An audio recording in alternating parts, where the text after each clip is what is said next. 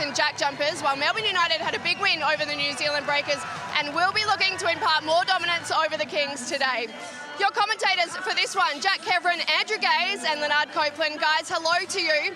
You get the feeling there'll be a bit of spice in this one. Oh, I certainly think there will be, Joe. Merry Christmas to you and Merry Christmas to everyone. I'm in the middle of a goat sandwich here. Andrew Gaze and Leonard Copeland. Merry Christmas, gentlemen. Merry Christmas to you too, Jackie boy, and well called that game we just had in. This one, as we've been talking about, a lot of hype about it surrounding after coming off some very difficult circumstances for the Sydney Kings and the absolute pounding they took. Only 47 points the last two times these two teams meet. And have a look at the starters there for the Sydney Kings. And, well, they've still got some heavy lifting to do. I know they've won their last couple, but they're a work in progress. DJ Vasiljevic coming off the bench, and Jarrell Martin, he is just a star. In fact, my pre-season pick for MVP. Now, he got off to a shaky start, but the last couple of games he's taken matters into his own hands, and he's so versatile. Down low, he's an inside presence. He's got great hands, clearly got some very nice athleticism. Can knock down a three ball, a little bit of shake and bake, and very good in transition as well, Jackie boy, as we saw the last game, and he woofed it. He got upstairs and woofed it in transition. So he's one to look out for this afternoon. Copes is a star, no doubt about it. He is an absolute star, and I'm sitting next to a star. He's had some candy, I think. I think he's had some lollipops or something. Didn't think you were going to get a word in at one stage. We'll talk about a lineup for this game. For a matchup of this standard, we roll out the very best, and we welcome in Shane Hill, courtside at Kudos Bank Arena this afternoon. Hammer, Merry Christmas. Merry Christmas to you guys, and obviously Drewy got some energy drinks for Christmas, and he's knocked down a couple already. The Kings, Hammer, take us through their season so far. We've seen the good, the bad, and the ugly from them. Well, it's been a tough start for them. When you take two imports out of any team like they are tonight with RJ Hunter and Jalen Adams, it's always going to be tough. Vasiljevic coming back, he's going to take 5-6 games when you've been out for a year. So work in progress, as Drewy said. Tough battle for them tonight, but I reckon they'll have a lot more character than what we saw in Melbourne. And what about Melbourne? When we talk about Melbourne, Hammer, what do you like about them? Because that made a big statement against Sydney last time as we look at the starters, and Caleb Agata, he's stepped up big for him. Well, he certainly did it. He needed to, because they've got stability, and when you add someone with the experience that our man at the point guard spot has, they're always going to be good. Newly into that lineup, and now we finally get Chris Goulding back. That combination with Daly and Goulding in the backcourt is as good as anyone in the competition. With that defense and the scoring, the yin and yang, very exciting. Love it. DoorDash starting $5, $10 off orders, over $25 for new customers that use the code DASHER. Hammer, thank you very much. Copes, to your eye, are Melbourne starting to get going now? I think they are. Last time I was here, I spoke to Gazy about Agata starting, not coming off the bench. He's found his feet. With him, Dellavedova playing defense, Goulding the best shooter in the NBL, they can get themselves going there. And what about the home court advantage Sydney have had over Melbourne at Kudos Bank Arena? Quite extraordinary. They've won 7. Well, Sydney, in fact, have lost 6 in a row again in the Kudos Bank Arena. 8 of their last 12 they've won over Melbourne, though. And in these two meetings, in this venue, though, it's a completely different story. So they would have that in the back of their mind. And of course, they had that big win against the Phoenix, the semi-final win on this court. So there's no reason to think why they shouldn't come into this venue feeling reasonably good about themselves. Home floor is a good floor for this matchup. The last 10 games have been won by the home team between Sydney and Melbourne. Let me tell you something. All eyes are on the Sydney Kings.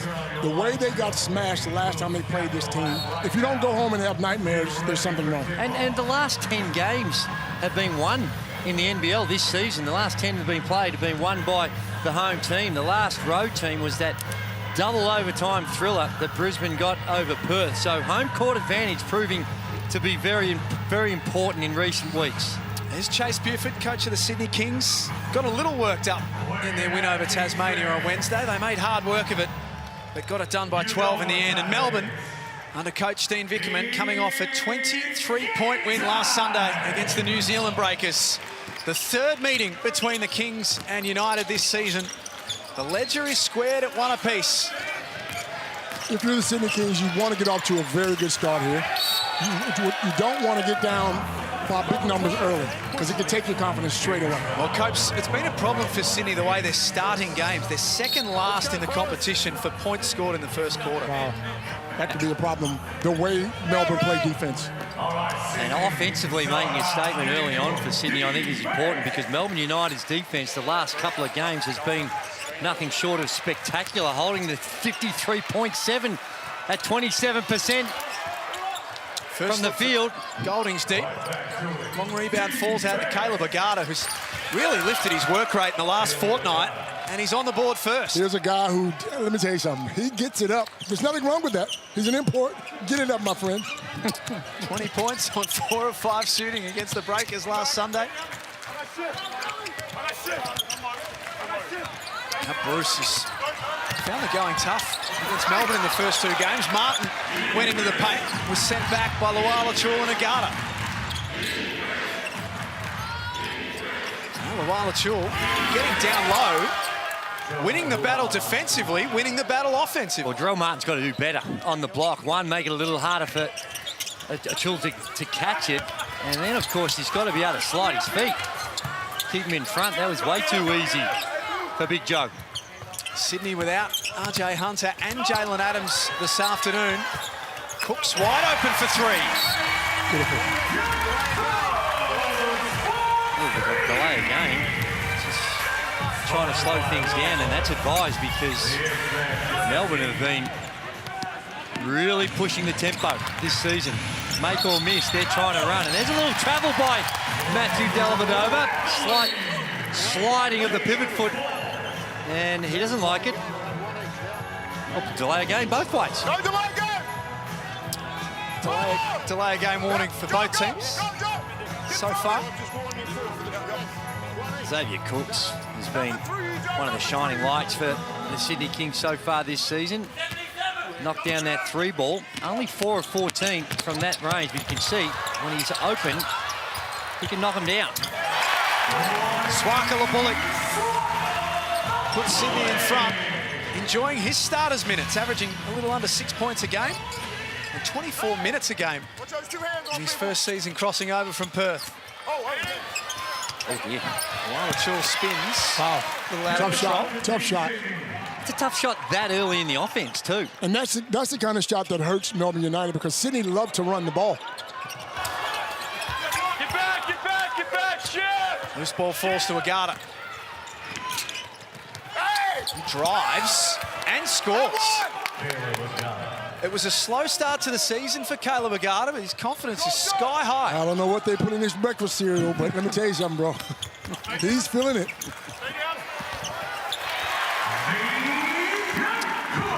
Xavier Cooks has 5 points of Sydney's 7 early in the game. When Cooksy goes up and goes like that. And just the tempo, we saw it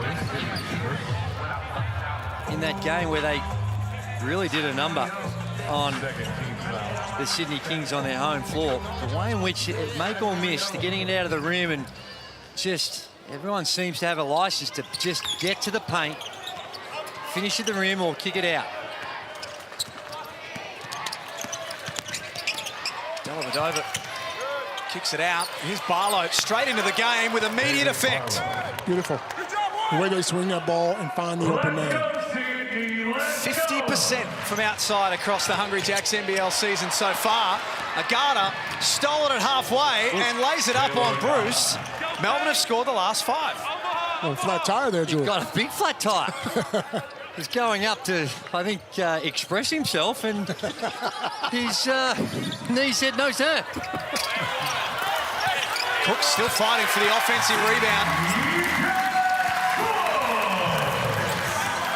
Averaging 13 points a game, 8 rebounds a game across the season. Of those 8 rebounds, 3 of them a game O boards. Barlow barrows through Bruce. It left Dellavedova open. That rims out. One thing that bothers me about Melbourne United is they don't look for Golding enough in the first quarter. They don't get him going. He's the best shooter in the NBL. Why not run him off a couple of screens, down screens, get him a look early? It seems like he has to find a shot for himself every time. And to his credit, I think as he's matured, he doesn't get as anxious as what he might have done earlier on. Like, that's one that he would be normally thinking, oh, I haven't had a shot for 4.5 minutes, I'm going to let it fly. And you don't blame him sometimes. You got to get yourself going if no one else is. Wallachul over the top scores. Melbourne lead it by 2. Timeout called by the Kings. 5:39 remaining in the opening quarter. Both teams shooting the ball well to start with. Melbourne 66% from the field. Sydney at an even 50%. I think both teams will be happy with this start that they've got off to, offensively, for sure. A couple of... One, X, don't rotate off Barlow to a Chul. It comes out to him, make him make that shot, let Rowe get back. And then we're not late redding on a Chul, just on Barlow, all right? If a Chul pops, we'll get a late stick hand, we're living. But let's not rotate or overreact to him popping. That's what we want, all right? Here we go, right here, Rel, you're coming up to set it. SB, you're right here. DJ, your corner, Swaka, Tommy. Come down an angle, Rel come and set. Brucey, get downhill, Rel, pop. As he pops, Swaka, you slash it, Rel on the pop. Rel, you're DHO and DJ. DJ, look to turn the corner. Rel, you can roll or pop. All right? Hey, let's clean it up down there. No more rebounds, no more breakdowns. Here we go. Defense on 3. 1, 2, 3. Defense. Get nice shots. Coach Buford there, just concerned about the defense and some of their rules and a few breakdowns. And Wallachul, he's suggesting that he doesn't want to leave Barlow's man, whoever's guarding Barlow, to rotate when there's a rotation out to Chul, but needs to be a little careful. Chul's been selective from the three-point line, but this season he's 3 of 5 from that area. So if he's wide open, I think he's the sort of guy that you need to stunt at. You just can't completely ignore, but a little stunt to get him thinking about it at the very least, but just giving him an open invitation. He's not going to be shy, that's for sure. No, sir. He's not going to be shy. Vasiljevic into the game. This pass chopped off. Nice hands. Ariel Hook-Porty, the German next star. Also coming in out of the timeout. Golding with a hand in the face. That's one of those shots you were talking about. You can't blame him for coming down and taking that shot because no one's trying to find him a shot. Vodanovic in the corner. Just 10% from outside across the season. Tom Vodanovic, he's a better shooter than that. My word, he is. Most definitely. 2 of 4 now from the three-point line for the Sydney Kings. That's more like it. Oh. 0 from 3 for Golding. We start this one. Kings lead by 1. Vasiljevic guarded by Jack White. Isn't that fantastic? Both players out with serious Achilles injuries. They were each other's inspiration to get through rehab. Bounces home for Jarrell Martin. Wow. What a different look for the Sydney Kings. Well, they've already made 3. They're 3 of 5 in the last 2 games. Melbourne United have held their opponents to 9 of 58 beyond the arc. So Melbourne United have done a great job of guarding the three-point line, but Sydney already hit 3. Troy, did you do a little studying over the Christmas break? You got these numbers coming out from everywhere, son. Huh? It's a good shot there. Just like that. Extraordinary. He's coming with the big numbers today, son. Goodwill Hunting. There's just numbers flying all around in the air. The coach just latching onto all of them. 2 more for Bruce. Just trying to break down these teams and find those areas of weaknesses. And sometimes the statistics can tell some stories. Sometimes they can be a little misleading.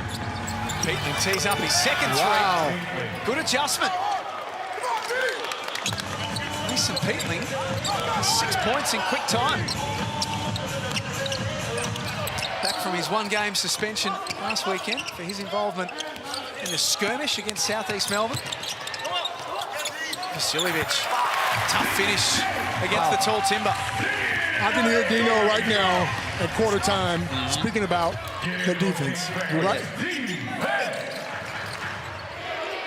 They go down into the low block. Porty travels. Let's get courtside to Joe Healy. Yeah, thanks, guys. No surprises. Dean Vickerman, just listening to him in that timeout, has given Chris Golding a licence to shoot out there. He's just pulled him off onto the bench, actually. But obviously wanting to get him involved and firing from deep. Otherwise, for the most part, happy with the ball movement early, but just wanted to tidy things up, especially on the rebounds, and not give Sydney those second chances. There's Golding sitting down. Tick under 3 minutes to go in the first quarter. Cooks can't finish. White and Hook Porty challenge that shot. And Newley against his former team. Wow. It's fresh air. Fresh air, Newley. That's your home court. What's wrong with you? Vodanovic feet set. Long that time. Bales did well. Repeat opportunity for the Kings. Glover left open.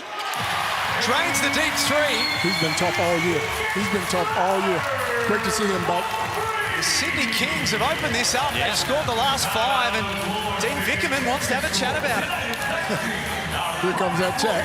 Well, as Coach mentioned, it's all going to be about what's happening on the defensive end, and that's just a little soft by Hook Porty. He's in that no man's land. He's not really doing anything to guard that pass, and can't recover on the pass, and coming off a wide open three. It looked like they were trying to ice that sideline there, so it's a breakdown with their defense. In the corner, support it, go rebound it, go ahead, knock it in. All right? But if you make that early switch like you did and communicate it well, that's fine. All right? Sit down right now, guard people, don't overhelp, all right? And then go rebound. We're letting people get second shots.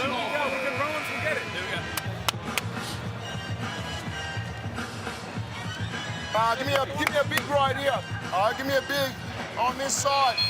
Get that great cross pick right now.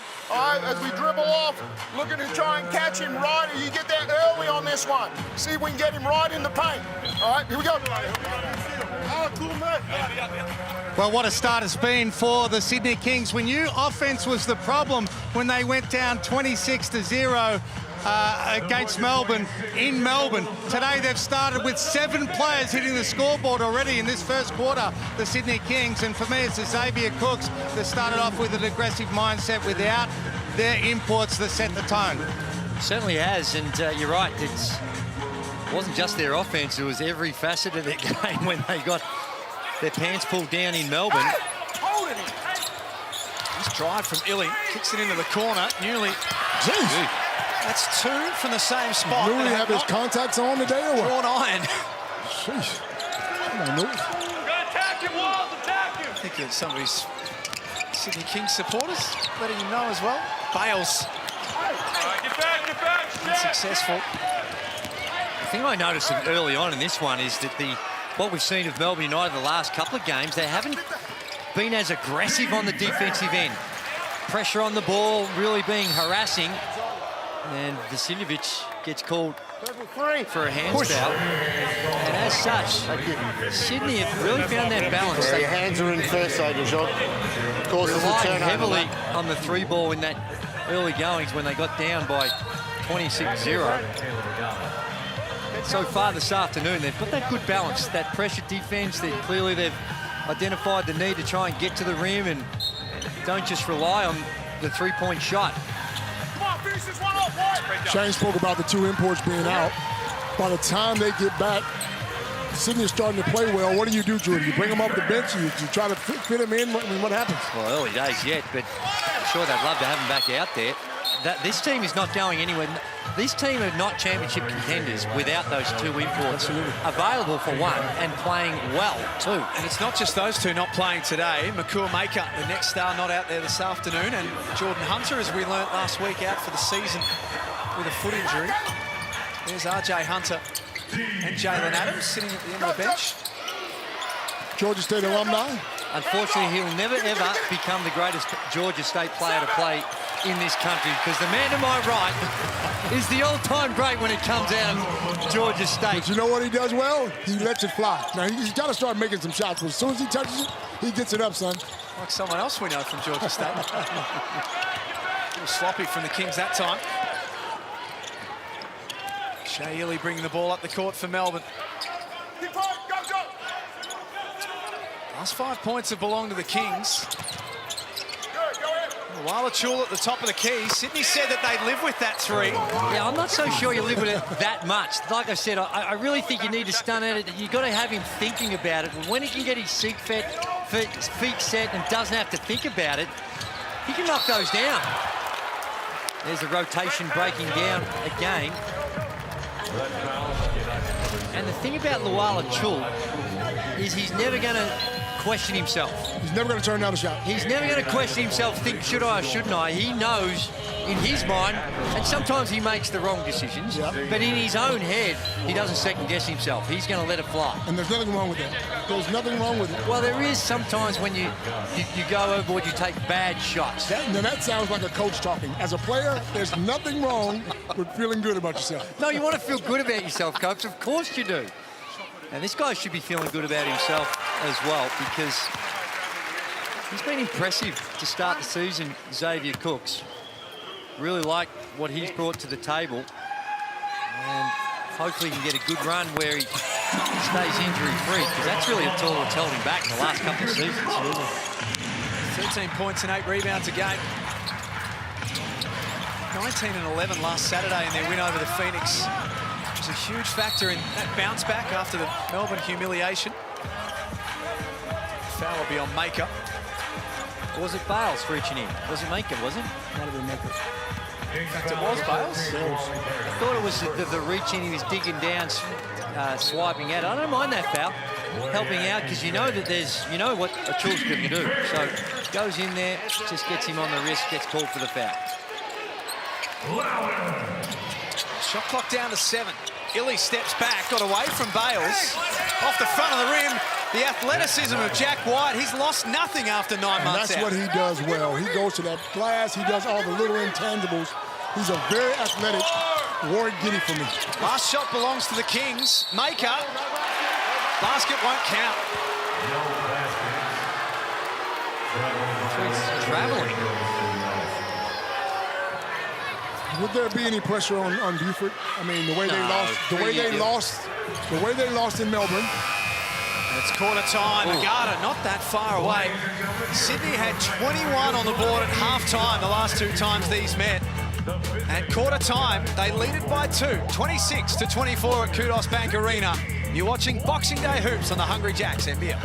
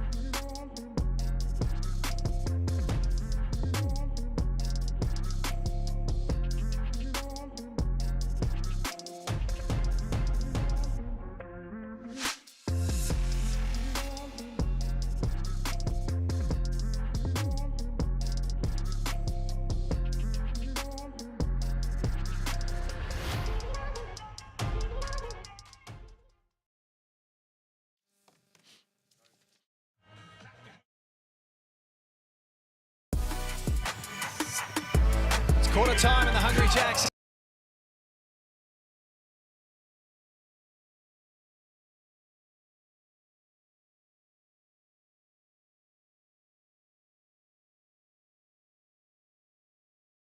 Sydney, Xavier Cooks with 9 points, 4 rebounds. Melbourne's leading scorer, Joe Luala-Chul, has 7 points at quarter time. Earlier today, Tasmania winners for the second time this season, 84-75 over the New Zealand Breakers.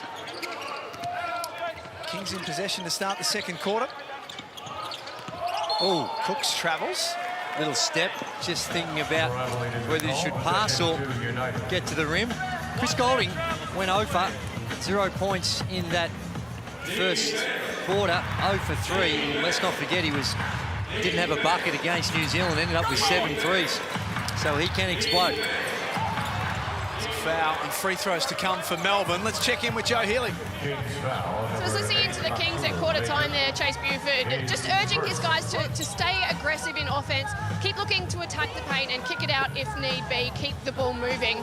He was happy with the looks that Melbourne's bigs are getting from deep, but did urge his guys also to just keep crashing the boards. Thank you, Joe. Well, they're winning the boards, 10-6, and they have already had 4 offensive boards, so they've been doing a good job in that area. Not a stat that they've excelled in the offensive rebounds. They're 8th in the competition so far.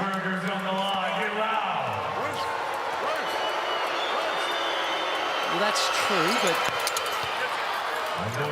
they've been decent in the overall rebounds, yes, where they're number 2.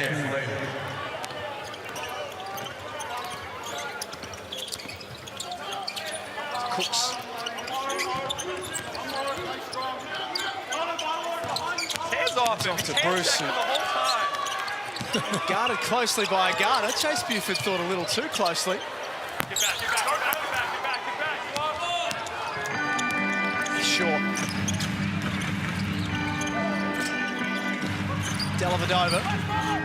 Scoreless in the opening quarter. It's the 1 field goal attempt. Luala-Chul over the top of Cooks. Wow. And his shot partially blocked. Partially, it looked like a foul to me. Jeez. Missing everything as we check in with Shane Hill. Guys, I like the strategy from Chase Buford in that first quarter.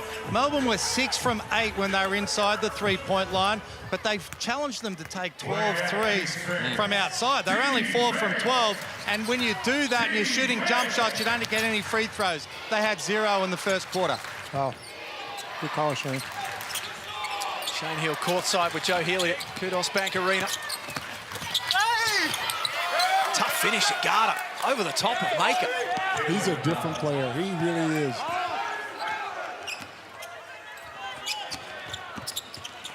This is the player that Melbourne were hoping that they would get, the player that took Team USA apart in the lead-up to the Olympics. Nice knockdown, one in Swaka-Lapula.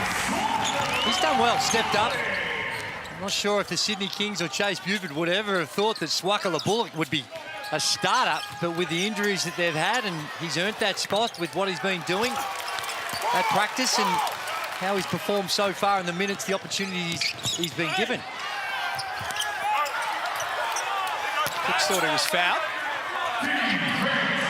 Garda pulls up in transition off the back of the iron. Got a bad shot, Drew. Well, when he's made a few and in the flow of the game, I don't mind it. Oh. Maker. Wow. Buries it from outside. The Kings have scored the last 6.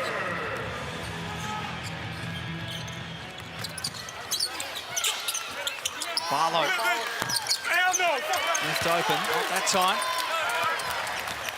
Some enthusiasm about the way that Sydney are going to start this second quarter. Maker's led the way for them. Dear me. Now, he made the basket. Let me tell you something. Whoever's playing point guard needs to go get that ball and run a play. Barlow knocks it down. Well, that's the way they play, though, these days, Copes. It's anyone who gets the ball off the rim has the right to put it to the floor. Maker, though, gets the rebound and goes coast to coast. That would be the concern for Dean Vickerman somewhere. Someone has to stop the ball at some stage. And here's Makers coming in, steps out, wide open 3. Nice. Nothing but the bottom of the net. And follows up the next play. Coast-to-coast layup. 34-27. 8-point lead for the Kings. Coach, take us into the mindset. They were smacked last time around by 42 against Melbourne. What does that do to the psychology of a team? Let me tell you something. When you lose by that many points, you don't want to sleep. You don't want to eat. There's nothing. I can't. I would never. It never happened to me. But I'm just saying, if it ever did, I'm at the gym that night waiting for the next game. Well, the good thing about it for them is they only had to wait 2 days. They played against the Phoenix. That they would have had a debrief, gone through it, made some adjustments, and come away with a win straight up. So that helps erase that really, really bad memory and taste in your mouth. Well, you're still not playing the team that blew you out. I would have a circle around the calendar with a red marker For this one. for this game. And obviously Sydney have done that because they've come out hard today, and they look like a much different team. They've come to play. And it's a simple thing, but you just look at the stats here. They're 6 of 13, 46%. They've been poor from the three-point line, only at 28%. So just the mere fact they're making some shots, there's a travelling call. Helps them. And at the other end of the floor, they're guarding the three-point line. 5 of 17 for Melbourne United in this one so far. They've only had 28 field goal attempts. 17 of them have come from the three-point line. And that is not Dean Bickerman's style. Well, there's that balance in there somewhere, isn't it? Get through, Walt. Bruce at the top of the key. Hard pick from Martin. Vodanovic. Dellavedova's limping. Oh, good.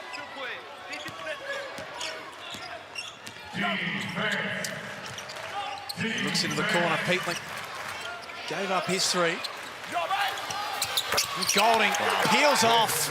Beautiful, beautiful. Well, there's a guy, Chris Golding, who missed his first four field goal attempts, and then now has just gone whack, whack from the three-point line and knocked the next two. Pretty tough threes down.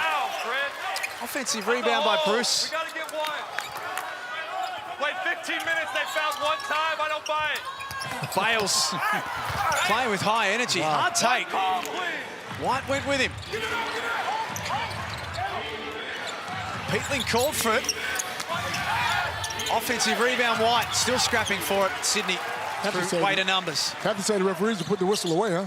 Well, I was about to say that. We see Joel Martin come up short, and Chase Buford is complaining that there's only been one foul called on Melbourne United. He's correct, but there's only been 5 fouls called in total on Melbourne United. So like you say, Coach, a lot of contact being let and go. Let's get courtside to Hammer.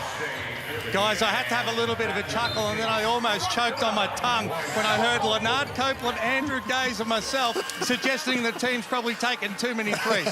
Well, I did the maths for today. There's 4,670 made threes between you three. Wow. Well, you know what? That sounds great. How many's been taken, though? That's what I like to know. We ran out of numbers. Oh, it is a lot of threes. We played in an era where, maybe 30% of your shots coming from three-point, or 20s in the 20s. Nowadays, most teams are getting close to nudging up to 50% of your shots, and 19 of 30 field goal attempts make that. Oh my goodness, Chris Golding has just hit the switch and is 3 for 3 in his last 3-point field goal attempts. He's got that look in the eye. Good. Why wouldn't you run your offense through this guy from the tip of the ball? Why not? Vodanovic blocked by Lawala Chul, the competition's leading shot blocker. Well, I think they don't intentionally not play through him, but they have this. Chase Buford very upset yet again. I think he wants one. But they have a lot of motion. But when Chris Golding gets into this frame of mind, he is the toughest in the competition to guard in those circumstances. Absolutely. From the three-point line. Absolutely. Maybe not the toughest to guard overall, but when he's made those 3 from 3, he becomes a whole lot harder to defend. Just seems like it takes longer to get him going. I got him going coming out of the locker room. Take a shot. They don't run a whole lot of specific sets for him. They run a few, and it's just out of the offense. All right, here we go. We're all right. Hey, got to find Golding, right? Can't give him an inch of space. He's going to get it going. He's already feeling himself. Let's take it away. One possession right here. Let's come down and push. You guys be up and ready, be up and touching.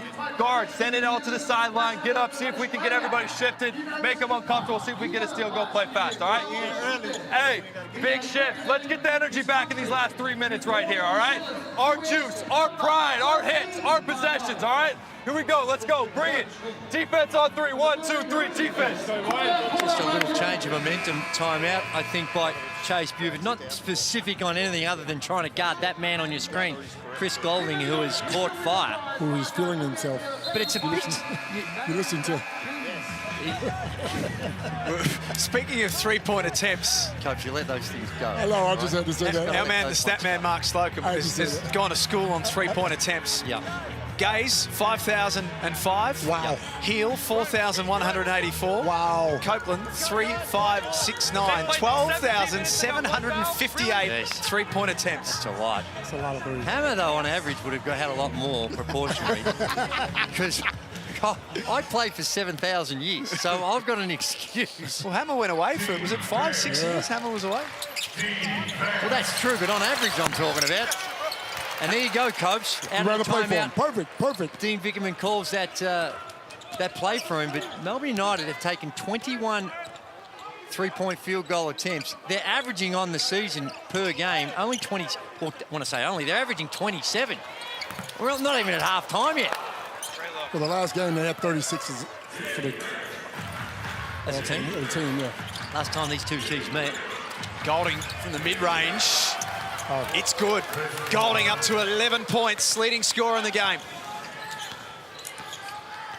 He can turn it on, can he? Out of that timeout, Chase Buford said, we've got to find him. Well, they can't find him. Jarrell Martin stepping into his three with confidence. I find it strange when a guy gets going like this. Goulding, Cotton, people don't go double team and make someone else beat you. It never happens here. I see it in the NBA a lot. But if someone's cooking, then I'm going to take that ball out of his hand. I'm going to send a double team at him and make somebody else knock those hard shots down. Same spot, same result. Well, that's CG 43. Your point exactly. Xavier Cooks there, it was a passive switch. At the very least, you got to come out and hard show and try and get the ball out of his hands. But that was a very tentative switch by Cooks on that occasion. And a white-hot Chris Golding, and Swakala Bullock knocks down a three ball. He's got himself to 8 points. 2 or 3 from deep. That'll be on Bales. You've got to keep reminding yourself with this Sydney Kings team, this is a high-quality ball game we've got in our hands. And they're doing it without 2 of their imports. Yes. Still 2 to 3 weeks away, Jalen Adams, from the looks of things, with an ankle injury. RJ Hunter was a game-time decision on Wednesday against Tasmania with Lee Saunders, not playing today again.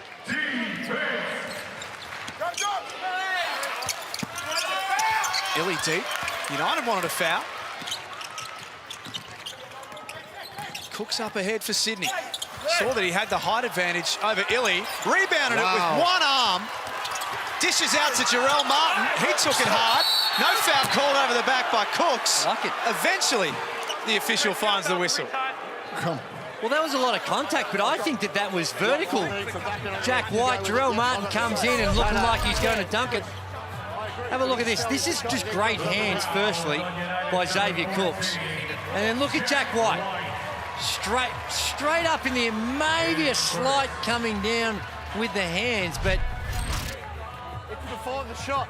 The ball is in a lot of contact, but I don't mind that no call on that one there with We're not going shopping. Jack White. I don't mind it either, but I just don't want them to come out in the second half and start because they haven't called enough fouls, start blowing that whistle a lot, because it changes the dynamic of the game. 8 fouls for the game called. Cooks left open. Luala Chul sat off the back of the iron. United lead it by 2. White stripped. Nice hands from Bawali Bales. He's blocked. Shea Illy coming over the back. A lot of contact on that penetration as well. That's out of play. Xavier Cooks. This does make it a little hard because that last play there, I mean, sliding your feet, a lot of contact, but extraordinary when you think that Melbourne United only fouled twice in the entire half so far.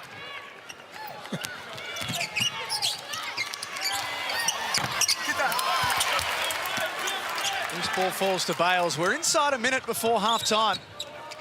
High standard game between the 5th place Sydney Kings and the 7th place Melbourne United. Their records probably aren't a true guide of where these two will be at the back end of the season. That's if Sydney can get their imports on the floor. Yeah.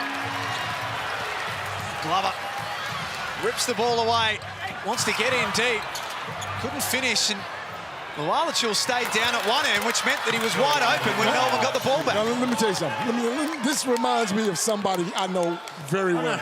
No. This reminds me of the great Andrew Gaze. No. Couldn't get back. He couldn't get back. But let me tell you something. If someone's chasing him, he can make that layup quicker than anybody I've ever seen in my life. Coach, that is just good reading of play. They got away with the easy 2. And there's a foul call. Oh, my goodness. That's all about playing with good basketball IQ by Lualachul right there. That's funny. Oh, I love it whenever Copes is here. Oh, that's funny. His mission is to just take down Andrew Gaze time and time again. Brad Newley coming back in to finish off the quarter. To get his contacts put in, Newley. Hasn't been his best shooting performance so far. 2 air balls. Come on, News. I know News can shoot. We had him for 3 years. Only had him 2. 7 minutes in that last game against New Zealand. Swakala Bullock got it away. Oh. He can't make it count.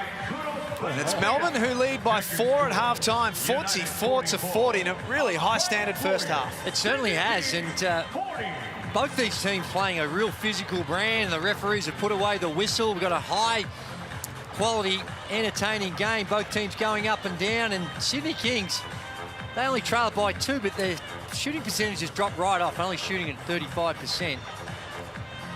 As we check in with Joe Healy. Yeah, thanks. We've got Xavier Cooks at courtside with me. Zay, 4 points in it. It looks really physical out there. How do you assess the first half? I mean, we had a good run to start the game and they caught back up. We've got to match the physicality, get on the rebounds. Chris Golding started to fire in the second there. What do you need to do to limit his impact? That man is a great shooter. Take away his catches, no open looks, and make him work for everything. Good luck for the rest of it. Thank you. It's 44-40. That's certainly a response that Sydney were after, but Melbourne, as the second quarter went on, started to put their stamp on the game as well. We've got a good one at Kudos Bank Arena. The second half is coming up very shortly, and the Hungry Jacks NBL.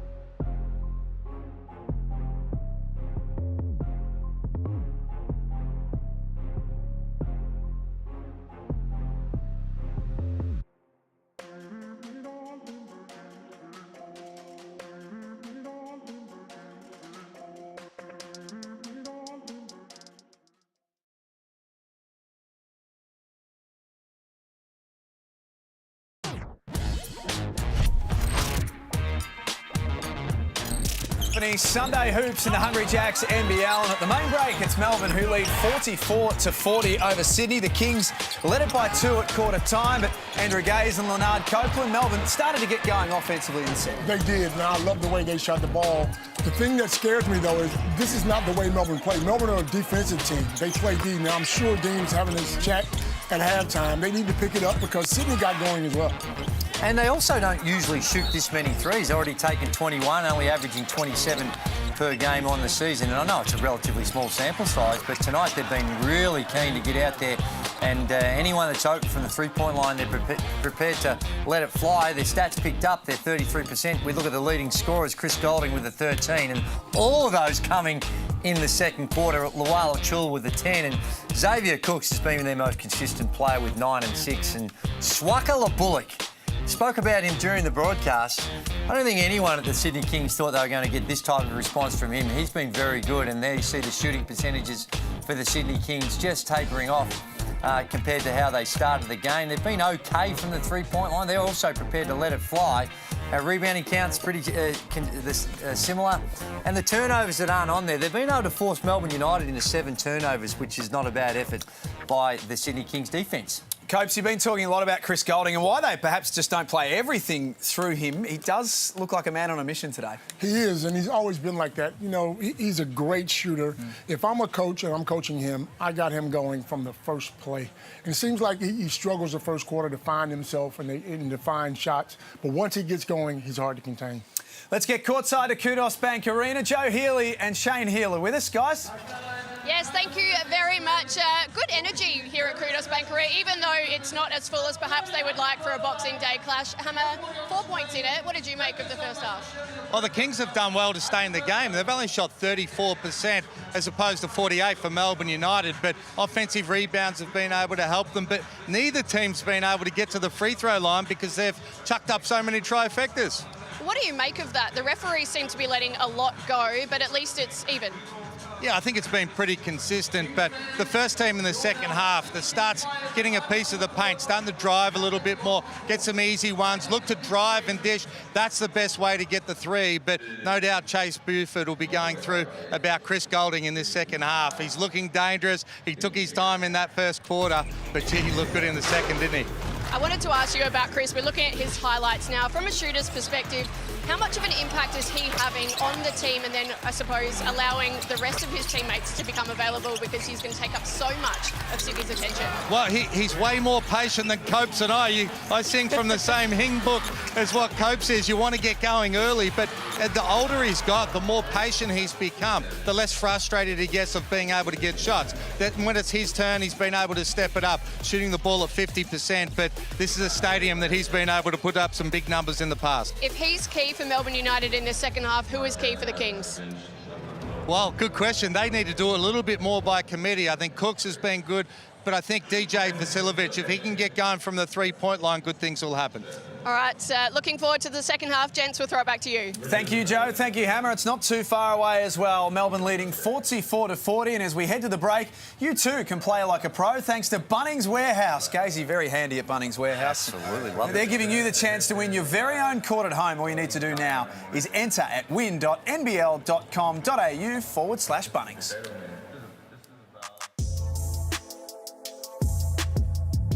I was out there every day, so I think if I had a full court, you wouldn't get me inside. Most of the games I played on the lower hoop, just to show my supreme athleticism. I only worked on shooting, which is why that's really all I can do.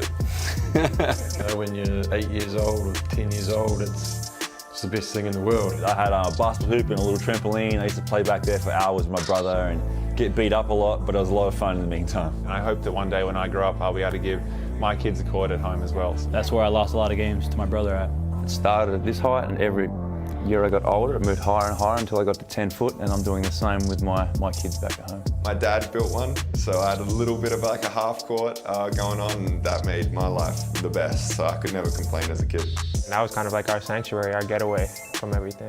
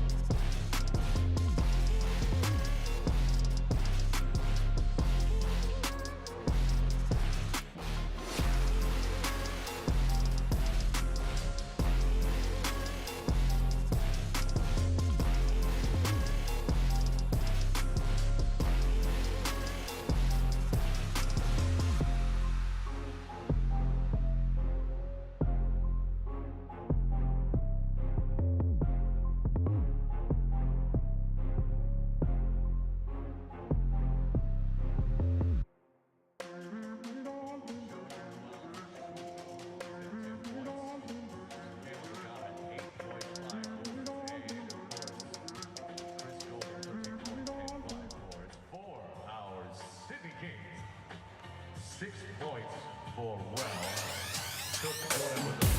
Welcome back to Kudos Bank Arena. It's the Sydney Kings 40, Melbourne United 44. Chase Buford, coach of the Sydney Kings. Not a bad start. Both teams have thrown up a lot of threes to start with.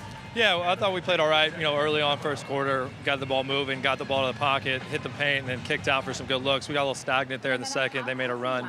Now we got to match it. Chris Golding's looking dangerous as usual. What's the talk at halftime? Yeah, we got to stay connected to them. They're going to run them off a ton of screens. We can't, go to sleep for a second. Our guys got to be locked in so they can take away his attempts. Good luck in the second half, mate. Thanks, Sam. Appreciate it. 3 wins, 2 losses to start the Hungry Jacks NBL season. The Sydney Kings, Melbourne, 2 wins and 2 losses. But it is the 3rd meeting of the season between these two. It is, and that's where there's, because of the fixture challenges that we've had as we deal with the COVID situation, it's hard to get a real complete gauge, although they're getting that 5 or 6 games that teams have played. But if Sydney have a chance to win this game, they got to shut Goulding down. They got to double team him, coming off screens, read him, double team him, make him get rid of that ball, make someone else beat. And we saw they had a 2-point lead at quarter time, and it was their offense that was getting it done. Melbourne cranked it up in that second quarter, held them to 14 after giving up 26 in the first. And Jarrell Martin is a big piece of what they're doing, and he's one that's plenty of upside. He was only 2 of 7, only had the 2 boards in 13 minutes of action in that first half. Caleb Agata has 8. Golding picking up from where he left off in the first half. Well, they're the sort of shots that you're proposing he should be getting early in the first quarter. Why not? Why not? Well, on the basis of what we saw there, you can see why. And they're going to him, and he certainly hasn't cooled down in the halftime break. Nice hands, Barlow, who's starting his 3rd quarter.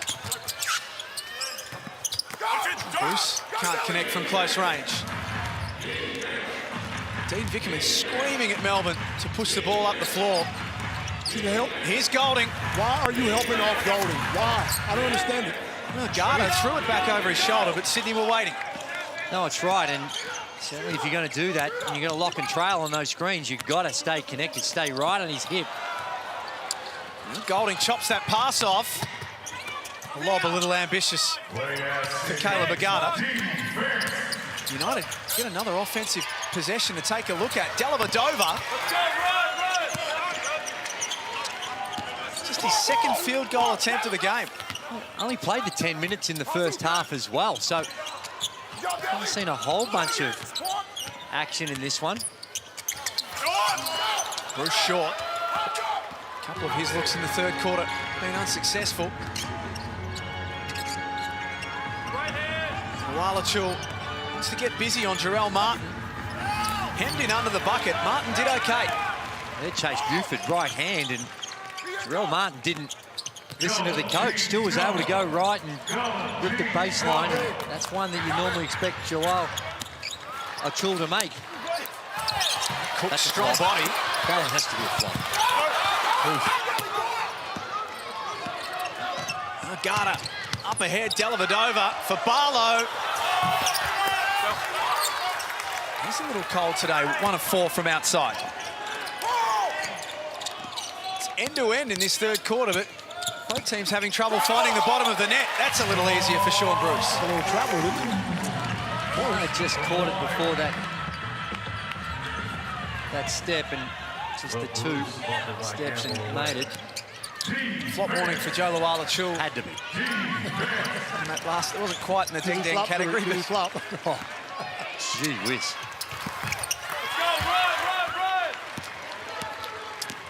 Cooks with rebound number 8 to go with his 9 points. You can see a path to the basket. Kicks it back out for Bruce.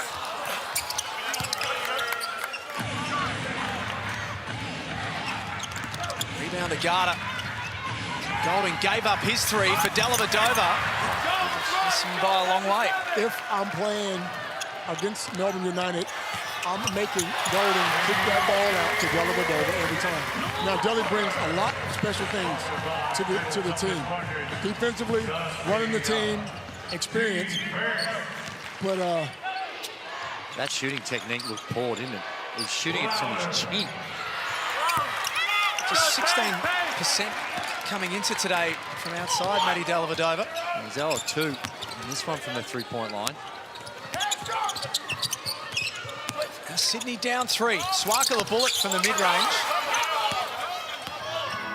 Garda once again finds himself available to take the rebound. That's his 8th, and takes it coast to coast and scores. Wow. That's not good enough from the Sydney Kings. They had the wall behind him. There was 2 guys in front. Look, you got Martin and Bruce. Agata just comes in, goes by 1.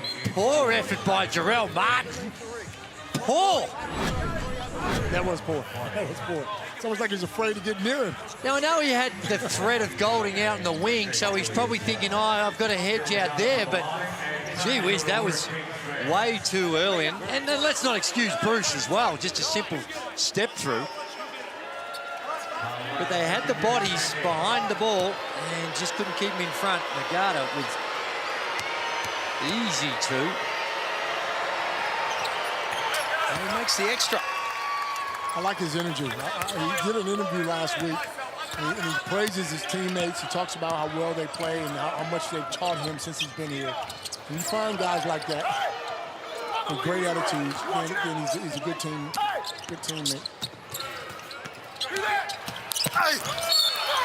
Martin draws the foul from Hook Porty.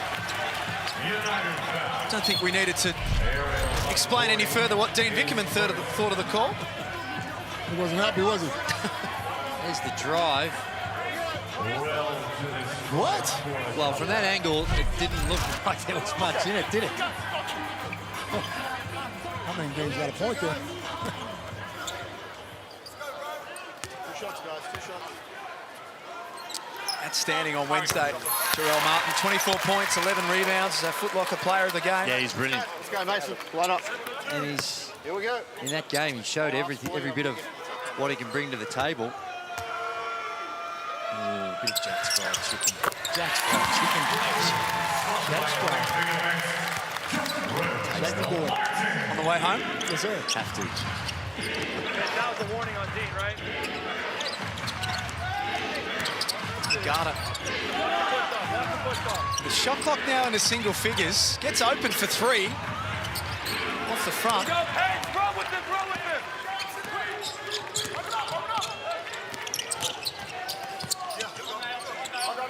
Martin. Handoff intercepted by Newley. And he might have put a foot on the line. No reset. What's Newley, 34, 35? Yeah, he's getting into mid-30s. I tell you what, 36. he still gets that basket quicker than anybody I've ever seen. 37 in February. Wow. Wow. He's in great shape. He lost a lot of weight in the offseason. But in great shape. And he's one that's got to adjust to that role. Like I said, the last game against the Breakers only played the 7 minutes. So you'll have those times when needed and called upon. You've got that veteran that still can get up and in, and in the half court, run some plays, can get downhill. Nick Kyrgios. He's been not in every game. Common. He's been in every game, hasn't he? He's a big fan.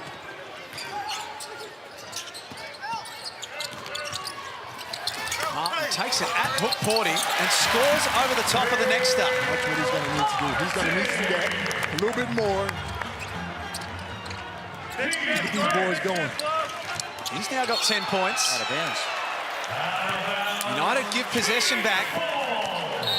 Brad Neely needs to recalibrate his bearings of the floor. Last 2 touches, he's stepped out. That time, tried to walk the tightrope along the baseline. Just steps out. This is a good couple of minutes, 3 or 4 minutes we've seen from the Sydney Kings. They've scored off their last 2 possessions.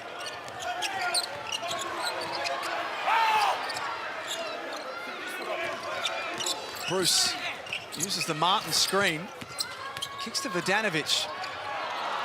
That's a real miscommunication. And Agata makes them pay with the layup. Real lot of dribbling by the Sydney Kings. Every player that touched it put the ball to the floor. Look at Martin. Wow. Points are going to count. Wow. He likes the look of this matchup. That's special. That's special. When your 5-man can put it between his legs, behind his back, shake and bake, and get to the middle.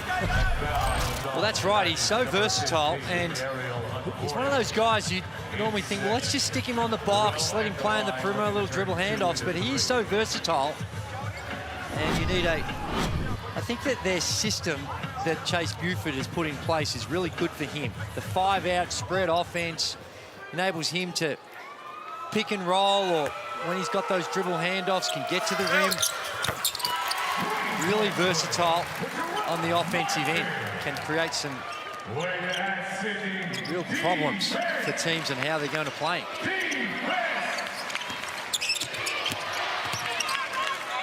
Peatling. That pass, not finding the intended target. Bruce takes it from one to the other, tried to lay it up with the left hand. Porty went with him. Agata from outside, got it. You know, if you're playing against a USA team that's coached by Greg Popovich and you're able to drop 17 in a win against NBA All-Stars, you've got game. He's got it back again. Couldn't finish off. Peatling followed up. He couldn't finish either. Agata relocates to the corner. Long rebound falls to Melbourne. Trying to run around the screen, Sean. Illy forced into a tough one. Martin did well not to foul. The Kings find themselves down 4. Glover went with the right hand and drew contact from Hook Porty. That will be foul number 3. Fair to say this third quarter, it's just become a real scrambling type affair. The shooting percentages of both these teams have dropped right off. 41 for Melbourne United and 34 for the Sydney Kings. So we get courtside to Hammer. Guys, I've got a question for all of you. Has this been the most physical game we've seen for the entire year? The amount of body contact off the ball and all the rest of it, it's been consistent, so we like that. But I'm not sure I've seen a more physical game this season. Well, Hammer, there's only been 13 fouls called in total. 7 against Sydney, 6 against Melbourne United. Real physical, almost playoff type basketball, and there we see an off-the-ball foul. Now, that foul that was called right there, if we get to see the replay, you'll notice they could have called that a number of times, and this is where it can get a little confusing for the players, is that, well, hang on, I've been able to do this whole game. That's what I was saying. As long as they continue to let them play the way they played the first half, then you have no problem with the call. But as soon as they start calling these little fouls in the third and fourth quarter, then it's hard to adjust. Cooks kicks at the bails. This Cooks on the offensive glass. Might give Sydney another opportunity. He's a machine on the glass, man. I love the way he plays. I love his energy. I love it. Well, that right there, it just brought flashbacks of watching his dad, Eric Cook, and we played against him mostly at Ballarat when he was there playing in the Victorian State Championships, and that type of hustle, the way he used his arms and his length to get to the rim, there's a lot of his old man. Melbourne have dialed up their pressure defensively. Dellavedova is fouled on the way to the basket by Vodanovic. It seemed like a lot of contact down the other end. And it gets unwhistled in the transition in the wide open court. Would you rather play in a game like this where there's less fouls or more fouls, Gaze? Well, I like to play in games where when I've got the ball, Mr. Diplomatic over here, come on. That fouls are being called, obviously. And I think from a fan's perspective, you just got to find that balance, because it's gotten real scrappy in this third quarter. And Delhi misses that first one, and the game can deteriorate when the balance goes a little one way. I'm not saying that that's necessarily the case here in this third quarter, but that's historically been, if you're just going to allow them to hack and whack. And let's get this straight. Referees do a fantastic job of calling these games. So Vasiljevic lights it up. Dean Vickerman right next to that action saying no 3. He's still got that shot away. Somebody's getting ready to come out. You can believe that. Hook Porty from the free throw line answers. He's growing, Hook Porty, and that one there, nice little free throw jumper. Good touch, good control. See, right now, if I'm Chase Buford, I'm getting Cooks and ISOing him and letting him go to work on Hook Porty, try and take him to the rim, draw some fouls, create something at the basket. You can't leave a man who shoots the ball as well as that as open as what he just was. Chris Goulding with his 4th treble of the game. He's got, in fact, make that 5. He's got 19 points and Melbourne leads 61-54. He's 5 of 11. He missed, don't forget, he missed his first 4. He was 0 for 4 from the three-point line.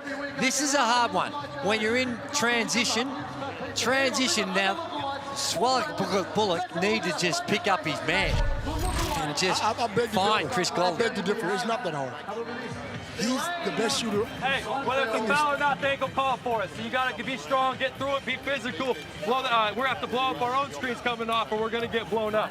All right, right here, Walls, you gotta bring it up. X, you're second, 2, you're first. 77, come off. But I want DJ, you're right here. After that, we're gonna come get DJ on a little weak action. But Wally, come off, look at DJ. DJ, if you got shot, great. If not, you're gonna flip it right back to Wally. 2, you're getting out. X, you're setting this screen on a flip action, getting to the rim. X, you're rolling right there. Make sense? All right, so 77, weak away. You don't have a shot, flip it back to Wally. You're setting the pick and roll. Come on, finish the quarter. Finish the quarter. Defense on 3. 1, 2, 3, defense. You got to find the most dangerous guy on the floor. Goulding is the most dangerous guy in the whole stadium. So when that ball comes off the rim, one of those guards, somebody has to pick him up straight away before you get to half court, because you see, obviously, if you don't, you see what happens. It is. I 100% agree with you, but it is relatively a little harder when it's in transition and you're trying to get back, protect the paint. But that's a man when he's in this frame of mind, and that ring is just, as we've said many, many times. Oh, he lit us up, Joey, when we were up there. He lit us up a couple times. Oh, he absolutely did, and when he sees it looking like a hula hoop, it is so hard to defend. Great lock and trail by Matthew Dellavedova on that staggered screen. Important 2 minutes here for the Sydney Kings. They can't let this lead grow any further. Xavier Cooks pops out for 3. He's been really good today. Offensive rebounds. 9 in total, 9 rebounds in total. 12 points to go with it. Agata's pass knocked away. The Kings stream forward. Swaka Bullock drives and scores on White. And 5 points out of the timeout are all theirs. White at the other end, couldn't score. Sydney get the ball back, and look at the energy lifting. Wow, nice.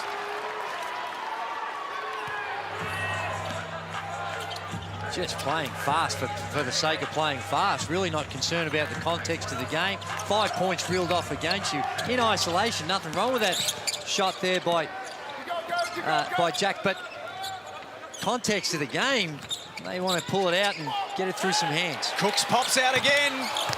Not that time, though. United hurry up the floor. Help 2, help 2. While Achul in the low block. Extra pass, Dellavedova to Agata. Did he call back? Well, he didn't need to leave Agata. Matthew Dellavedova, like Copes was telling, you'd much rather have him shoot the ball from the three-point line. In fact, give him an invitation, encourage him to shoot it right now. Boxing Day sales aren't the only thing open on Boxing Day. The bank's open too. The banks are open on Boxing Day. Clock down to 3. Bales off balance. That's not the offensive set they wanted. Shot. This is where they missed those veteran point guards. Slow it down, get a good shot. You have the momentum. White still fighting. Oh, that's tough. And on the stroke of three-quarter time, Jack White didn't give up on it and helps Melbourne to a 66-59 lead with a quarter to play here on Sunday Hoops. Don't go too far. The final quarter's coming up next. The Hungry Jacks NBL.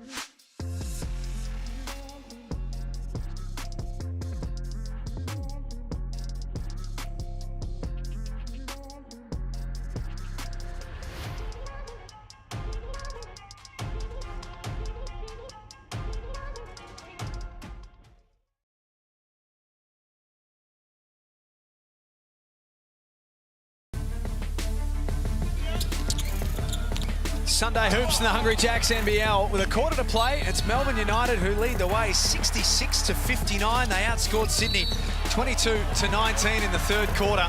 It's been a physical game at times. It's been a bit of a scrap.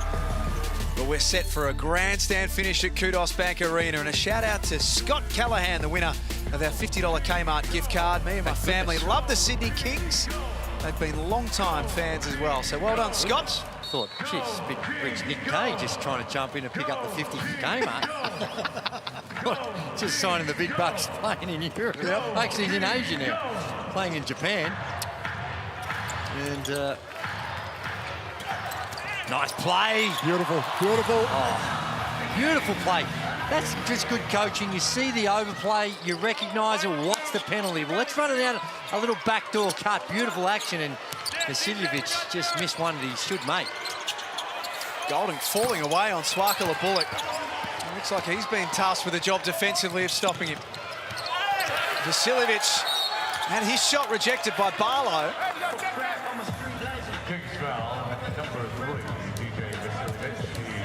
Fourth game of the season, DJ Vasiljevic in his return from an Achilles injury.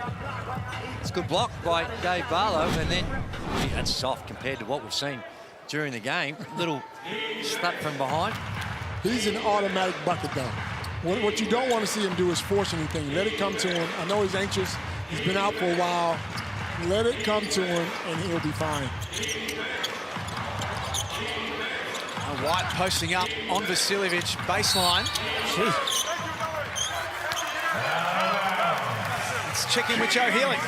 Yeah, I was just listening to Melbourne United at three-quarter time there. Dean Bickerman and the side just wary of Xavier Cook's threat from deep at the moment. So they've made a slight adjustment to close a little bit harder, not a full hard close, but just make him think a little bit out there. Offensively, they're still looking at CG43. And the final message, come on guys, we've got to stay tough, 1 quarter to go. Just in this position right now, Copes, early in the fourth quarter, Sydney, they really can't afford to start slowly in this last. They can't, and I spoke earlier about having a point guard on the floor, a smart guy to get him in position, run some plays, don't just come down and jack it up, because if they miss, the way Melbourne are playing, they can come down and blow this thing out. And Melbourne are the second best fourth quarter team in the competition after 3 rounds. They average 21.5 points a game. Sydney not that far behind them, but for the Kings it'll be all about stopping Melbourne. Golding drags Swakala Bullock out. Behind the back for Luala Chul. Now he spins. His shot deflected by Cooks. Better defense from Sydney.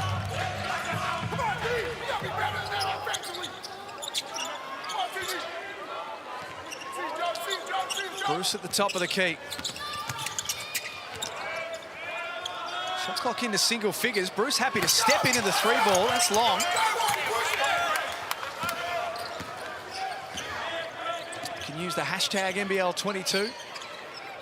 Involved on social media. Earlier today, the Jack Jumpers with their second win of the NBL season over New Zealand. Was a little heat check, and that's the length. And Cook's there and just uses his length to contest that 3-ball. Wow, missed by Chris Golding. 5 of 12 from outside today.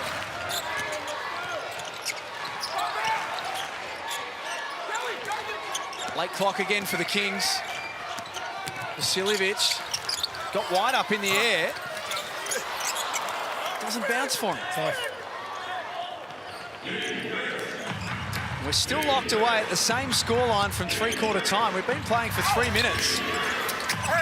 Neither team has been able to find the bottom of the net. Nice help deep from Cooks.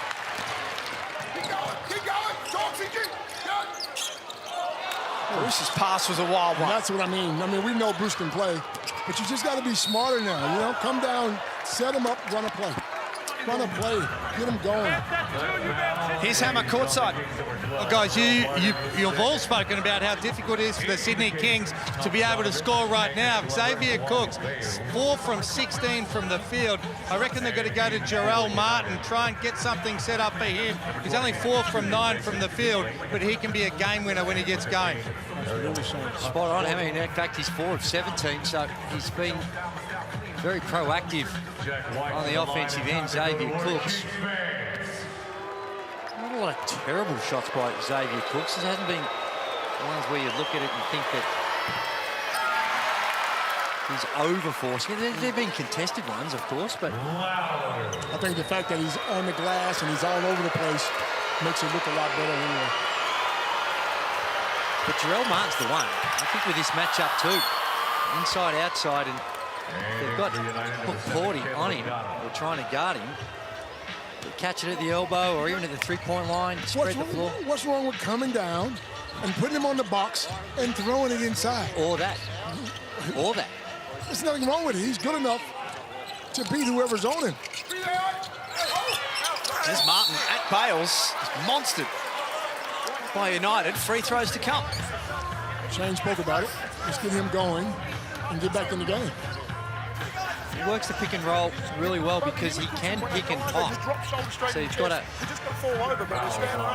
close out. If he close out, he's good enough to put it to the deck and can get to the rim.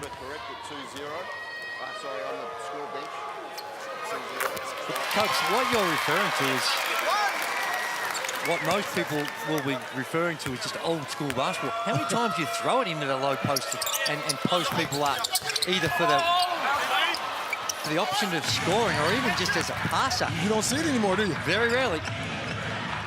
Certainly not as much as what it was back in the olden days, I suppose. Speak for yourself, Drew. And then we didn't throw it in either. We jacked it up, son. That's the only way Bradkey was going to lead the league in rebounds. We had to give him his... Shout out to Mark Bradkey. Bradkey's watching him, probably wondering what you two are talking about, throwing it into the low block. Yeah. Oh, Hook Porty picks up his third foul. Bales got his floater away. That doesn't drop, and Bales with an awkward landing. His ankle. He stayed down behind play, so Melbourne with the outnumber offensively. Golding is long. Agata active. Dellavedova kept going when everyone else had stopped. Melbourne score, but the concern here is for the teenager Bawali Bales, who looks in severe discomfort. I think he landed on a foot and rolled his ankle. We'll have a look at this. Look away if you're a bit squirmish, because this could be nasty. Goes up, right foot, right ankle, and that's just, unfortunately, relatively common in a game of basketball, with the right foot just rolling over. And That's the one there. That's, look, can sometimes look a whole lot worse than it is. Just a, particularly if you haven't done it all that often. After you've done it 3 or 4 of them, 5 or 6, or 10 or 20. 10 or 20, then you play through it. You stick it in Ike's bucket after the game, and you're ready to go the next day. Fingers crossed that everything's okay. He's had a really good season for Sydney so far. Bawali Bales averaging 8 points and 2.5 rebounds, 2.5 assists. He's given Chase Buford some nice punch off the bench. Certainly didn't help, though, with Adams being out. Good sign the way he's walking off, though. Yeah, looks okay.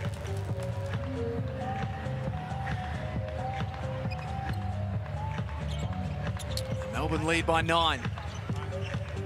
6 minutes to play at Kudos Bank Arena. Come on, young fellas, suck it up. This is crunch time right now for the Sydney Kings. Down by 9, 6 to go. And got to just stay in touch. Big offensive possession coming up.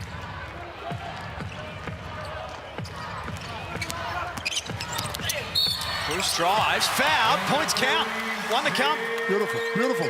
Simple. Simple basketball. Little on ball, penetration by Bruce. And a little bit of contact, they call the foul. There it is there, there's the on-ball screen. Trying to show. Mason Peatling tried to show, but was really irrelevant, just went right by him. If you're going to step out and show like that, You've got to at least make the guy retreat dribble or change direction or something. Or dribble laterally. Bruce didn't even break stride on that hard show by Mason Peatling.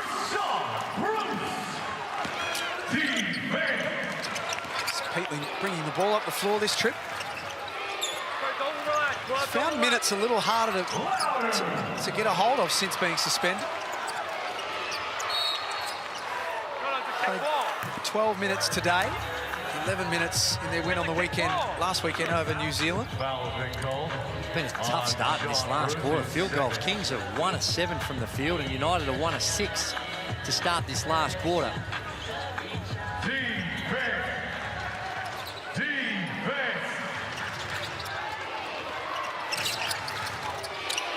Golding steps out. He's got room. That time, though. Sydney dodge a bullet, although they give it straight back. Don't let up.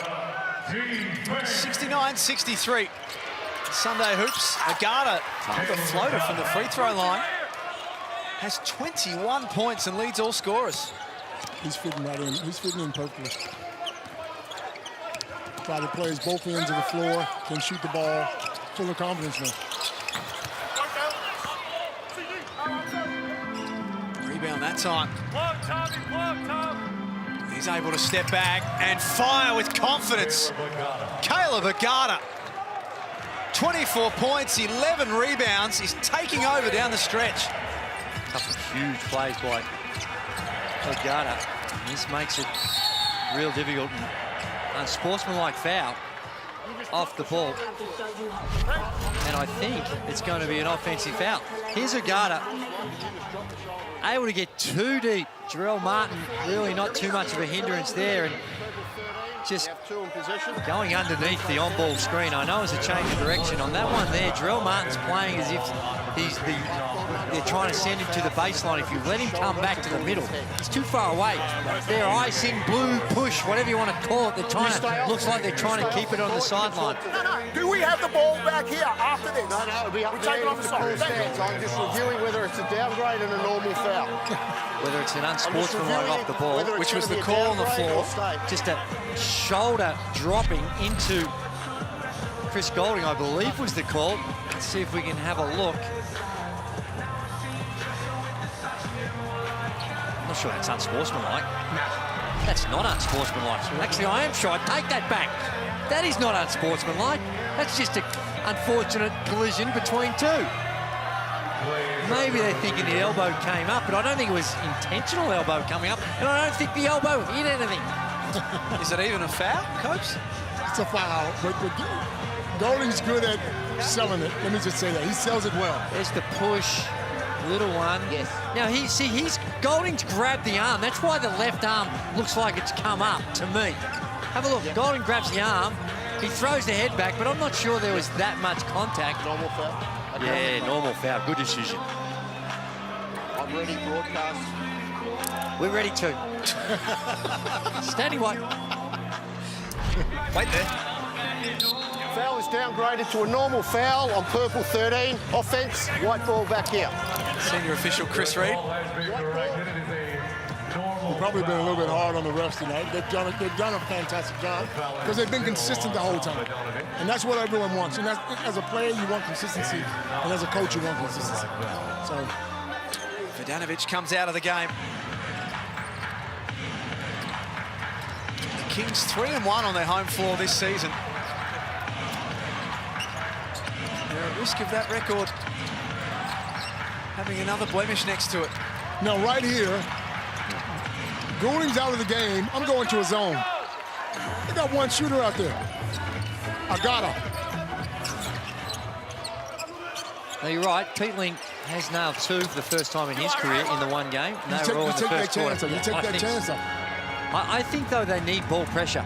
They're just sitting back and they've got to play in catch-up. They need to try and up the tempo, and they don't need to allow that to happen. Strong rebound by Glover. Get a good shot, get a good shot. Forces Dellavedova into a foul. That'll be Melbourne's 4th of the period. 7 points, 6 rebounds for Angus Glover. Let's check in with Hammer, courtside. With you guys, the Kings are going to start pressing right now. 3:46 to go, down 11 points. They're going to start really being able to get some pressure in the backcourt. And by the way, Joe Healy, if there was an unsportsmanlike foul called on Chris Golding before, she had a chair. She was about to throw it on the thing, and she was chanting something about "stop the flop." I'm not sure what she was talking about. You're not allowed to give away my secrets. Well, Jarrell Martin steps up and knocks down a very important three. Keeps the Kings in it. Gets it back inside single figures. Illy's shot partially blocked by Glover. Peatling fighting hard, scores. He did, and that's one of the harder ones to rebound. You're thinking it's going to hit the rim. It was a little deflection, and Mason Peatling in the right place at the right time. There you see it there, and just Cook's not aware perhaps that it had been partially blocked, and makes it hard. A little bit of archie-bargy going on there as well. I like that. I like that though. He's a tough kid. He's a tough kid. Championship winner last season, Mason Peatling. He's top 5 in Melbourne categories for rebounds, blocks, and steals. Started the season as a development player, ended the season a title winner. Absolutely. And a Great story. Great story. Very intelligent young man academically as well.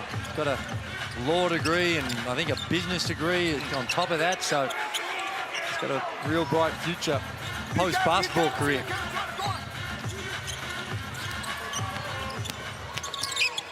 Bruce back out for Cooks. Martin almost ran past it. Nice take in the end. Gets himself back to the free throw line. 4 of 5 from the stripe today. This period, coach, that Sydney are in at the moment, with no Jalen Adams, no RJ Hunter, Jordan Hunter gone for the season. How important is this next 3 weeks in the context of their NBL22 season? I asked this question in the first quarter, and Drew shot me down straight away. No, I didn't. I said, Drew, would the coach be under any pressure? He said, he's not under pressure. No, listen. We've been there. There's always pressure. I don't care what you say. There's always pressure. If they go out and lose the next 3 games, then you start looking. Well, I don't think there is pressure when you've got 2 of your starters and most important players not available. You've got to also be realistic of where the team is at. I'm with you 100%. I think it's a good. But Sydney is a place that expects wins. They expect you to win. Ask me. I know. I was there. Okay. So, although we say there's no pressure, he'd be feeling a little pressure himself. He might feel pressure himself, but there'd be no pressure from management and the ownership group right now. It's a long way to go, a lot of difficult circumstances they've had to deal with, and let's not forget they've played Melbourne United 3 times. This will be the 3rd time they've played, who are going to be a playoff team. They played Illawarra and came up short on that one again, another playoff team. So the schedule will open up for them. Caleb Agata didn't give up on it. United attacked the glass by committee. Glover threw it back in. Loose ball to be won. United win it, and no foul in amongst all of that. Lawala Chul knocks over Martin. Oh, now they've put a technical foul, I think, for a flop.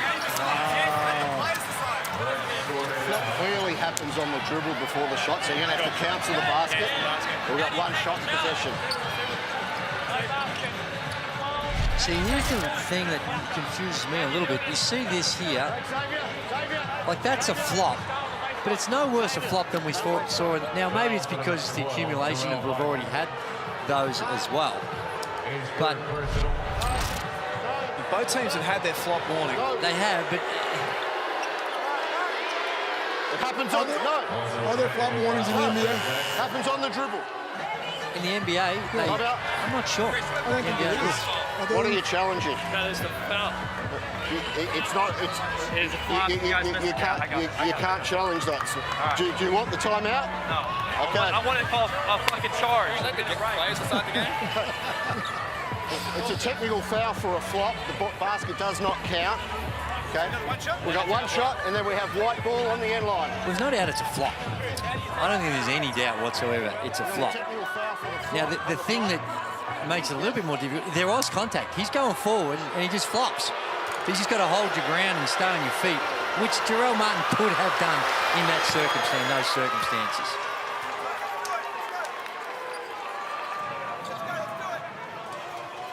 Melbourne are in the driver's seat now with 2:20 to play. Also a flop warning against Grell. Kings fans not too happy with the call.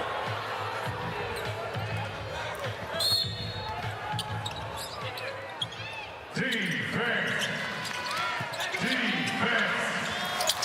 Let's go, roll with them. That play breaking down for United.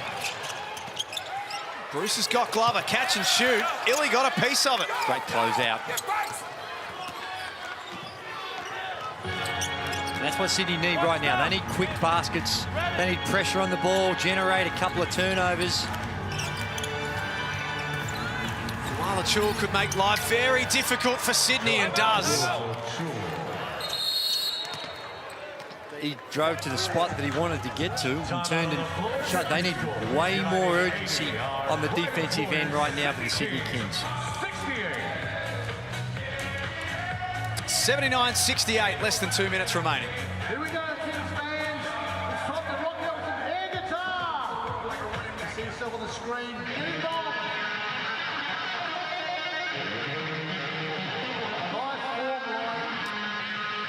Chase Buford calling a timeout. You can sense now that this one's slipping through their fingers. Yeah, well, I just think Sydney not having Adams on the floor aren't smart enough right now. They come down and take the bad shots and give Melbourne an opportunity to get Goulding open or to get some of their players open. Then it's going to be tough. It's going to be tough to guard. You know, and like Drew said, there's no matter of urgency right now. You know. No, they need to really crank it up on the defensive end, and they need to exchange the ball, quick shots.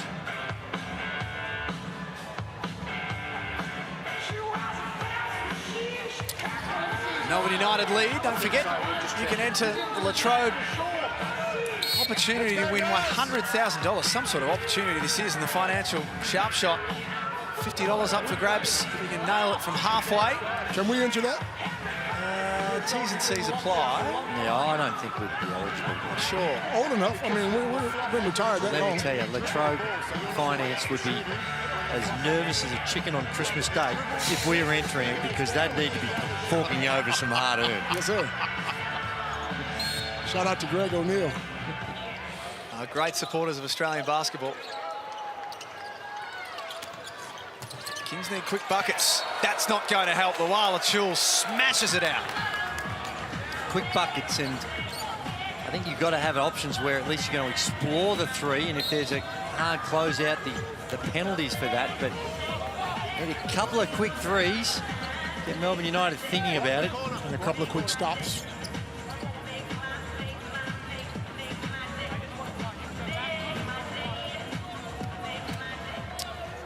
Next up on Tuesday, Adelaide take on Perth. Next piece of action in round 4, the Hungry Jacks NBL. Sparkle a bullet. Get the shot away eventually. Should be all but a formality now for United. And they really cranked up the defense after what we've seen so far from them. You look at the score, and they gave up 26 points in the first quarter, Melbourne United. Then there's been 14-19, and so far in this quarter, it's only 9 points to the Sydney Kings. So really good on the defensive end. And that's that word Dean had to them at halftime. Yes, we can come down and jack threes. Caleb Agata. So we've got a coach's challenge. I think that's foul called on Xavier Cooks. I think that's just because he was going to call a timeout anyway. He knows he's going to fail this challenge and figures, well, might as well hope that there's some sort of breakdown in the video that how this could be overturned, because this seemed as straightforward as you'd ever want to see. there's a pushing foul. We're seeing what the replay centre are looking at right now. There's a foul. That's a foul.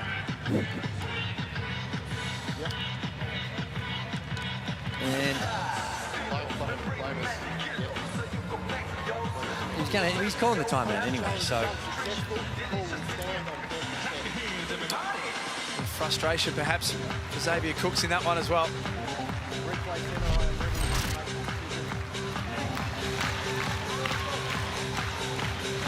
Coach's challenge is unsuccessful. The call on purple 10 will stand. We have 2 shots, white 20.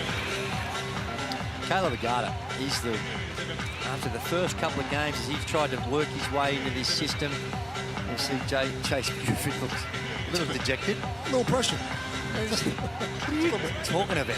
Sure, it's a little pressure pressure. on every coach. Okay, I keep saying it, but, bro, so something about Sydney.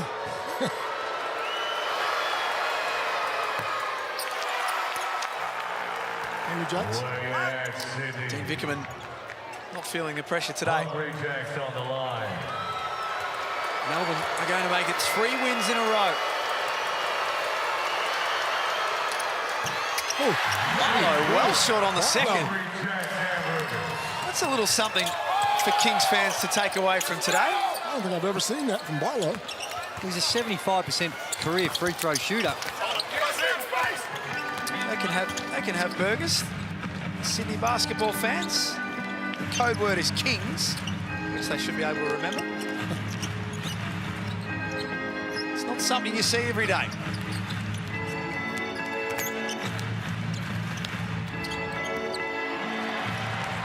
While Achul turns it over, Bruce drives, Agata blocks the shot.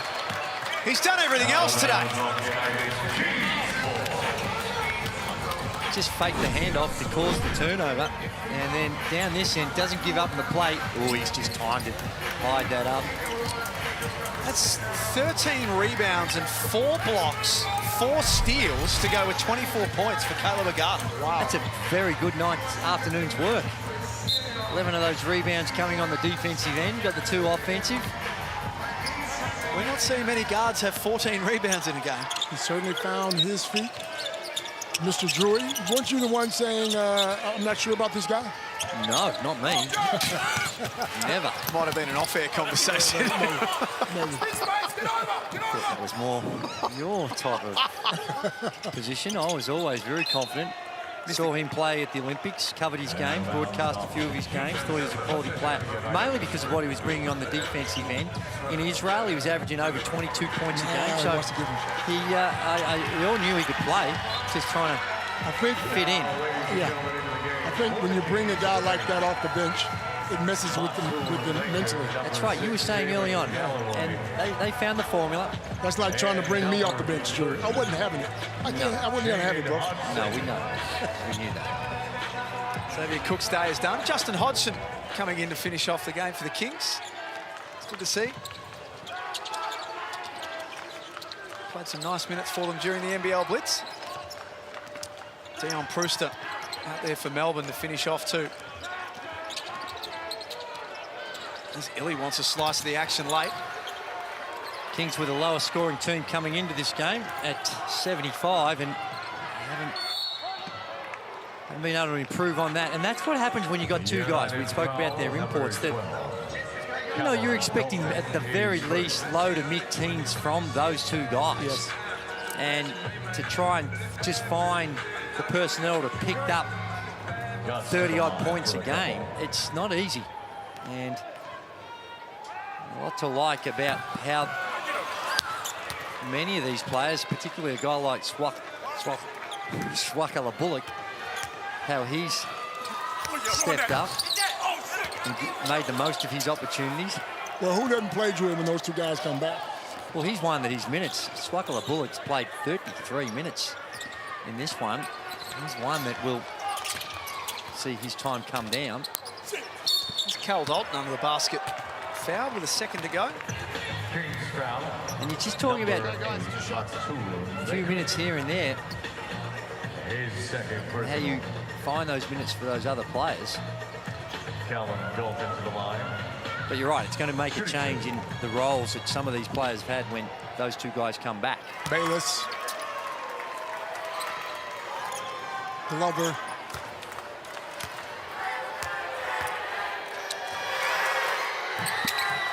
The Kings' 2-game winning streak is about to come to an end. And Melbourne United lead the series against Sydney for the season 2-1. 82-68 winners today at Kudos Bank Arena. United in full form on Boxing Day. It is after they were challenged in that first half, in particular the first quarter. Sydney Kings, when their offense was cooking, they were very competitive, but they flicked the switch. They flicked the defensive switch and made life real tough. You cannot, well, it's very, very difficult to win a game shooting the ball at 30% from the field, 34% from the three-point line is what the Sydney Kings have dished up. And full credit for Melbourne United, the way in which that they were able to force them into some real difficult shooting opportunities. And United come away with a very impressive on-the-road win. 9 points in the last quarter for Sydney, Copes. Well, he's right. Dean had that talk with him at halftime and said, look, we got to shut these guys down. And then on the other end, Agata and Goulding are going, and they're flowing, and the shots are going down. It's hard to compete with these guys.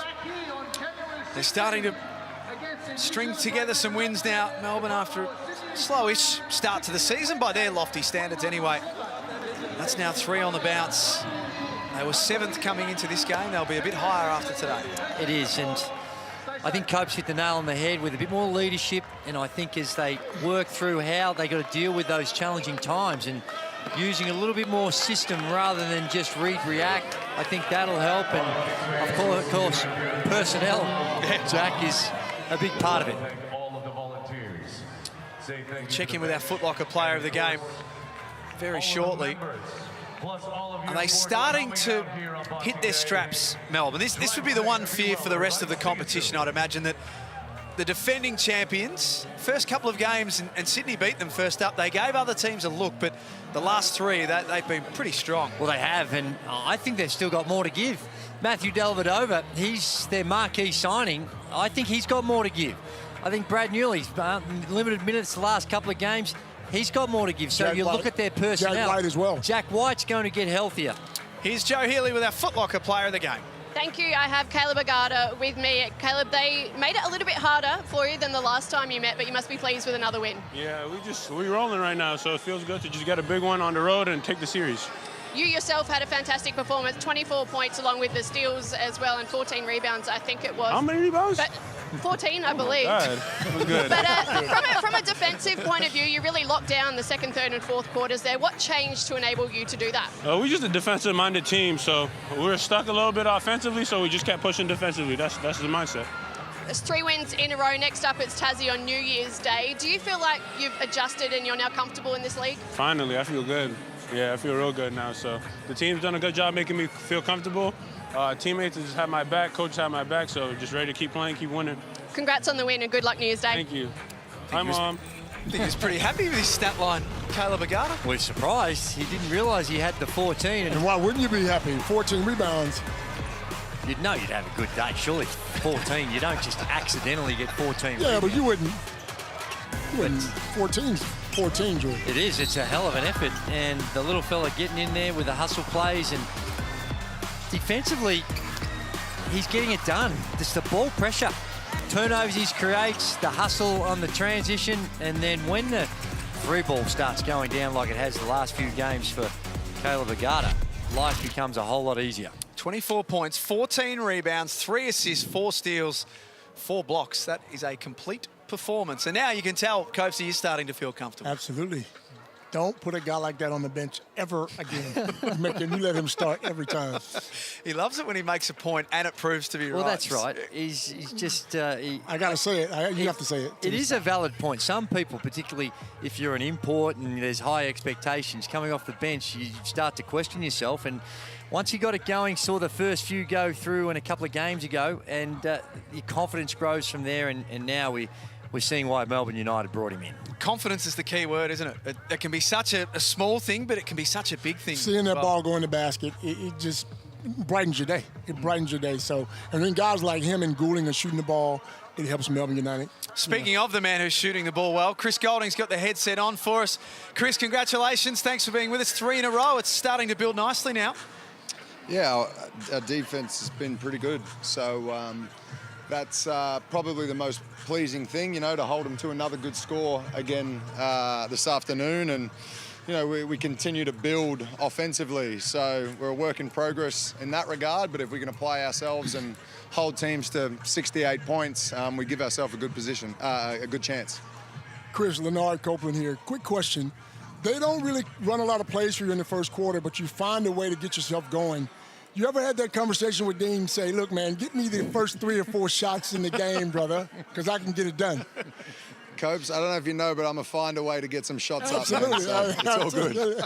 Well, I think, Chris, it shows the maturity as well that we're talking to perhaps when young players are out there and you're not seeing it, but you don't seem to show much anxiety despite the last 2 games not scoring in the first quarters. Yeah, it's something I'm not trying to make a habit of, but, you know, we got new guys in our system that we want to make a focal point of to start the games and make sure they're involved in the offense and feeling good. So I've been around the block. As I said, I can find my spots. I had good looks tonight in the first quarter. I just didn't make them. So continue to shoot, continue to be aggressive, and I can find my spots. Chris, thanks for joining us. Well done. Congratulations, and have a Merry Christmas for you and the family. Thanks, guys. Shout out to my parents. They're in ISO over Christmas. Love you guys. That's a setback. Doesn't that suck? 82 to 68. Melbourne United winners at Kudos Bank Arena. We're going to come back and wrap things up on the other side of this. It's Sunday Hoops and the Hungry Jacks NBL.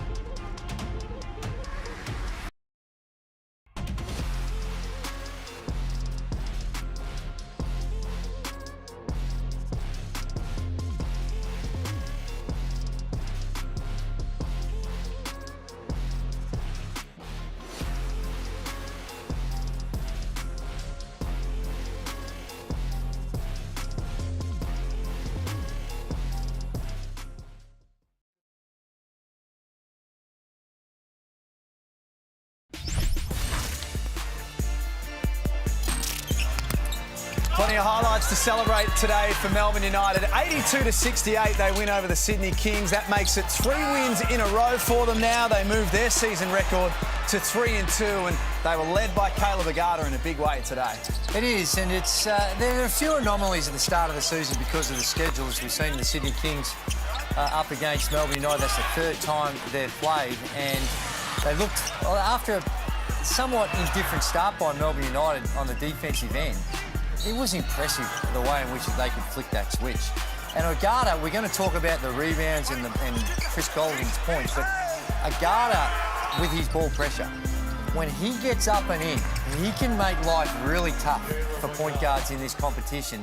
And when they were allowing him to get up and down and be very physical, it was always going to be tough. You just look at the leading scorers. Jarrell Martin had 19, but it wasn't one of his better games with the Sydney Kings. Agata with the 24 and the 14, even he couldn't believe it, 14 rebounds. Chris Golding with 20 and 6 after a somewhat slow start. But look at the field goal shooting for the Sydney Kings. That is putrid. 30% from the field is not going to get it done.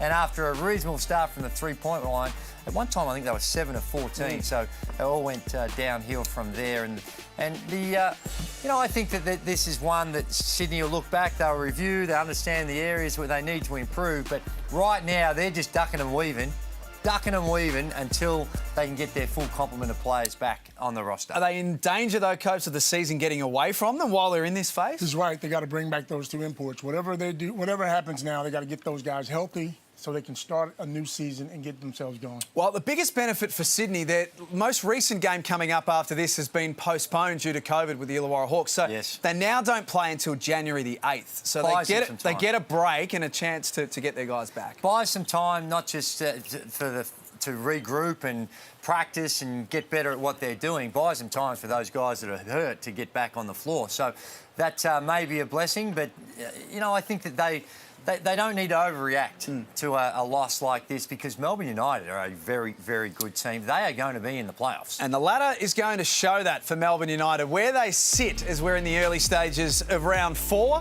Melbourne now up to 5th on the table, and that loss, I should say, does some damage for the Sydney Kings. They now drop well outside that top 4. It is, but look, the difference between the top and the bottom, only a couple of games in the L column, so there's not a whole lot in it. And great to see the Jack Jumpers get another win. And New Zealand, they've got some soul-searching to do as well. Adelaide and Perth are next up when they play on Tuesday, and Cairns and the New Zealand Breakers doing battle on New Year's Eve. But today, it was Melbourne defeating Sydney 82-68. On behalf of the dynamic duo and the dynamic duo we had at Kudos Bank Arena, Joe Healy and Shane Hill, and all of our team behind the scenes as well. Thanks for being with us. Have a Merry Christmas. Stay safe. We'll see you on Tuesday. I'm that guy. I'm the man of the year. I'm a man with no fear. This program is brought to you by Hungry Jack's and Bunnings Trade.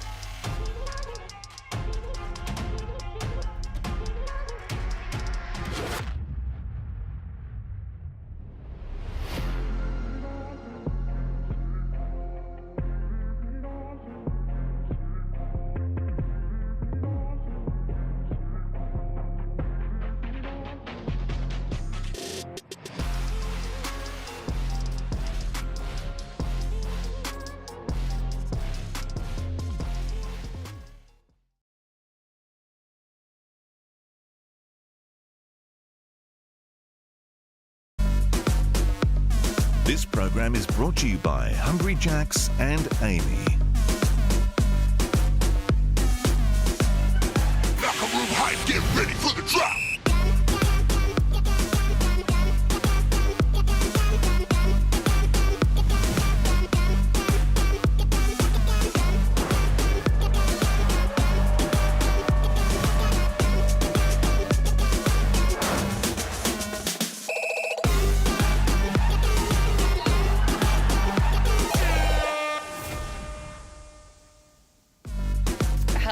welcome. You're watching the Amy crossover. Great to have your company on this Boxing Day. I'm Kath Durkin. Hopefully your food comas from yesterday have subsided. We've got some plenty of NBL action to get through. Kane Peatman, Damon Lowry and Matty Garrick joining me to do just that. How'd we fare yesterday, guys? Anything good under the tree? Well, I got some stuff I don't know how to work. some googly type stuff, but it's like the jump shot at the moment. Yeah, nice one. You need a little bit of practice with that at the moment. Now, we've got to start with the Kings United game, which we just saw there. Not as much of a demolition as a couple of weeks ago. 82-68, the final score. United getting the chocolates once again. I'm a glass half full type of guy. 26 points in the first quarter. That's a 420% increase Our stats on where they were last week. So we're going to look at the positives. But I think for Melbourne, more than anything, they've started to get a little bit healthy. I think you're starting to see they already had the defensive side of the ball locked in over the first few rounds. But now with Chris Goulding back, Caleb Agata, I know we're going to talk about, they look more like what they probably predicted at the start of the season. Yeah, totally. They're flowing. They got, like you said, they got the pieces back. And now all of a sudden you got Caleb Agata, who is firmly entrenched now in the starting five. Yeah. And he's just racking up quietly the points. We talk about a lot of Goulding, a lot of the three-pointer stuff that he's doing, but Caleb is actually ticking the scoreboard over in a variety of ways, and it's kind of flying under the radar a little bit. Yeah, totally. We'll talk about his performance today. 24 points, 14 boards. He was a little bit shocked with those boards as well at the end there. Didn't really know how many he got, but yeah, he was outstanding today again. He was amazing. His eyes must just light up when he sees he's playing Sydney. His last game against them, he just came out firing, and then today he's got a wonderful stat line of 24, 14 or 13, 4 and 4, and that is just an amazing stat line for anyone. So good on him for coming out and backing it up again. Yeah, how much has Goulding's return as well helped him kind of with what he needs to do as well? It frees him up as well, doesn't it? Well, it does, because at the start of the season he was actually coming off the bench as well. And I know that the guys were just talking about on the broadcast, Gazy and Copes, that it can be challenging when you're a new player in a system, you're trying to find your way. But I don't think that we should overlook the fact that when he's come into the starting lineup, Chris Goulding's been there as well. And he draws so much attention on the perimeter that it does allow Agata little windows, little spaces that he can find the ball and find ways to impact the game. Yep, so 3 straight wins now for United, very nicely clicking along at the moment. And the Kings, they've slipped, 2 wins in the row. They've lost that streak now. So not a great result for them today, but certainly, as we said, a better showing than last time these two met. They have, and I got to give the Kings some credit, especially Bawali Bayless. Bawali, I'm in the fan club, big fella.